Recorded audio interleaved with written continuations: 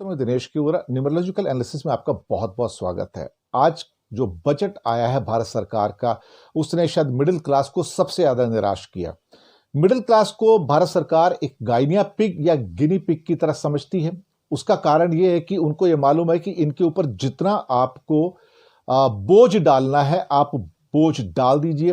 वो जैसे एक धोबी का गधा होता है या किसान का बैल होता है, तो कभी कभी उन पर बोझ ज्यादा डाला जाता है। वो ये समझते हैं कि इनके ऊपर जितना बोझ डाल दोगे ये सहन कर लेंगे। ये बात सही भी है।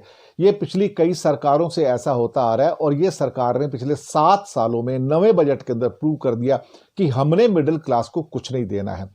उसके बावजूद भी आप हमें वोट देंगे, यानी कि भारतीय जनता पार्टी को आप वोट देंगे। ये लोगों को सोचने की जरूरत है कि जब आपको एक्सप्लॉइट किया जाता है, आपको शोषण किया जाता है। बल्कि आज तो एक मिनिस्टर ये आए, प्रकाश जावड़ेकर, उन्होंने एक नई बात कह दी साहब। वो कहते हैं कि नहीं, मिडिल क्लास को वो चाहिए ही नहीं, फाइनेंशियल जो पैकेज चाहिए, हेल्प चीज चाहिए नहीं। उनको क्या है कि इंटरनेट मिल जाए, उनको समाज के अंदर क्राइम का रेट कम हो जाए, या छोटी मोटी कोई और फैसिलिटी जो रहती है ईज ऑफ डूइंग में वो मिल जाए, इतना काफी है। उनको फाइनेंस के लिए क्या करना है, बल्कि वो डिजिटल ट्रांजैक्शन कर सकते हैं, सब कुछ कर सकते हैं। जब उनसे पूछा हो गया हर चीज ट्रांजैक्शन करने के लिए फिर पैसे चाहिए, तो पैसे तो उनके पास है नहीं, आपने तो कुछ छोड़ा नहीं पॉकेट में। बोलते नहीं नहीं, पैसे बहुत है उनके पास।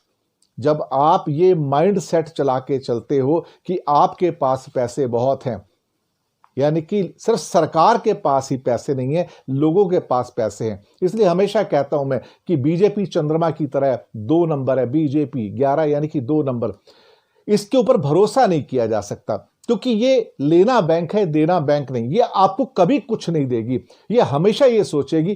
कोविड टाइम के बाद जब मिडिल क्लास थक गई है, नौकरी गंवा चुकी है, किसी की 8,000 की नौकरी, किसी की 10 की, किसी की 12 की, किसी 15 की, किसी की 20,000 की, उनसे गुजारा नहीं चल रहा है, मेडिकल एक्सपेंसेस बढ़ गए, लेकिन देने के नाम पे कुछ नहीं है सरकार के पास, और मिडिल क्लास को बिल्कुल नहीं देगी।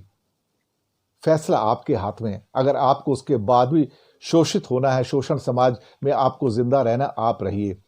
लेकिन अल्टीमेटली आपके साथ दूसरे घुन भी पिस जाते हैं, हम जैसे घुन भी पिस जाते हैं, क्योंकि आपको यही नजर नहीं आता कि कोई व्यक्ति आपका शोषण कर रहा है। आपको यही नजर नहीं आता कि 22-23 रुपए का पेट्रोल जो गेट प्राइस होता है, आपको 93 रुपीज में मुंबई में मिलता है।